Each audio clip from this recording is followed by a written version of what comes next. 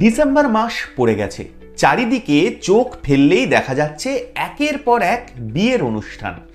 এক একটা বিয়ে বাড়ি যেমন জৌলুসে পরিপূর্ণ, আবার কোনো কোনো বিয়ে বাড়ি যেন ছক ভাঙার খেলায় মত্ত।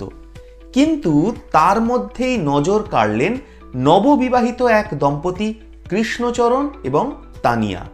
নিজেদের বিয়ের রিসেপশনে এমন কাজ করলেন তারা, ধন্য ধন্য পড়ে গেল চারিদিকে। কিন্তু কি এমন করলেন তারা, সব বলবো এই গুরুত্বপূর্ণ প্রতিবেদন শেষ অবধি দেখুন। আমি দীপেন্দু, দ্য নিউজ বাংলা লাইভে আপনাদের স্বাগত জানাই। নতুন দাম্পত্য জীবনের শুরুতেই বিবাহ অনুষ্ঠানের একাধিক রীতিনীতির মধ্যেও এক সামাজিক বার্তা দিল খোদ পাত্র। বৌভাতের দিন মরণোত্তর চক্ষুদান করলেন পেশায় ব্যবসায়ী কৃষ্ণচরণ দাস এবং তার নববিবাহিতা স্ত্রী তানিয়া। শান্তিপুর বন্ধু সমাজ কল্যাণ সমিতির সহ সভাপতি পাত্র কৃষ্ণচরণ দাস, শান্তিপুর সূত্রাগড় উত্তর দাসপাড়ার বাসিন্দা কৃষ্ণচরণ দাস একাধিক সমাজসেবামূলক কর্মকাণ্ডের সঙ্গে জড়িত। নিজের বিয়ের অনুষ্ঠানেও তার ব্যতিক্রম হলো না।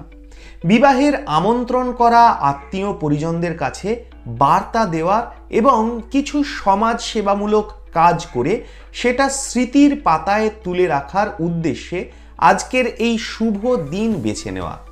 সেই ভাবনা থেকেই নিজের বিয়ের পরে বৌভাতের দিন শান্তিপুরে দীর্ঘদিন সুনামের সঙ্গে কর্নিয়া সংগ্রহকারী সংস্থা মরমির উদ্যোগে মরণোত্তর চক্ষুদান করলেন এই নব দম্পতি। এছাড়াও শান্তিপুরের অজয় দে আই কালেকশন সেন্টারে কিছু অর্থ দিয়েও সাহায্য করলেন তিনি। খাবার টেবিলে বসে আমন্ত্রিত সকলকে ফুলের চারা গাছ উপহার দিতে দেখা গেল নব দম্পতিকে।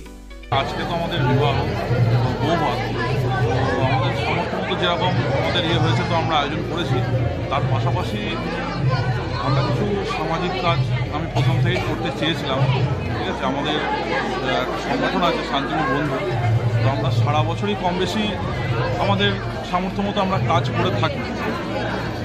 আর বিষয়টা হচ্ছে, তো আমাদের ধরুন এখন বিয়ে রয়েছে, তো এখানেও কিছু সামাজিক কাজ করা উচিত বা আমাদের ইচ্ছা ছিল করার।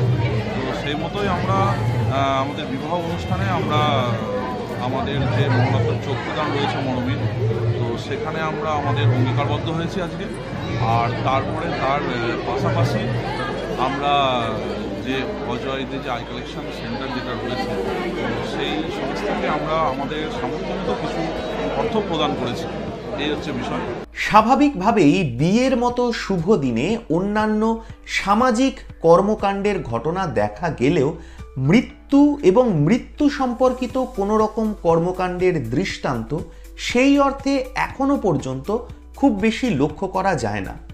মৃত্যুর বিষয়টাকে অশুভ হিসাবেই ধরা হয় স্বাভাবিক নিয়মে, আর সেই কারণেই বিয়ের মতো শুভ দিনে মৃত্যুর পরের কার্যকলাপ সম্পর্কিত কর্মকাণ্ড পরিবার সহ আত্মীয় স্বজনেরা অনেকেই কিন্তু ভালো চোখে নাও দেখতে পারেন।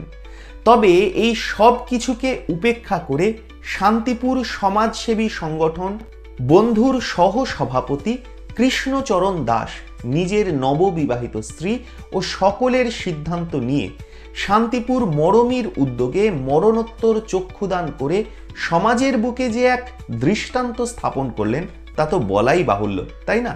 আপনারা কি বলেন?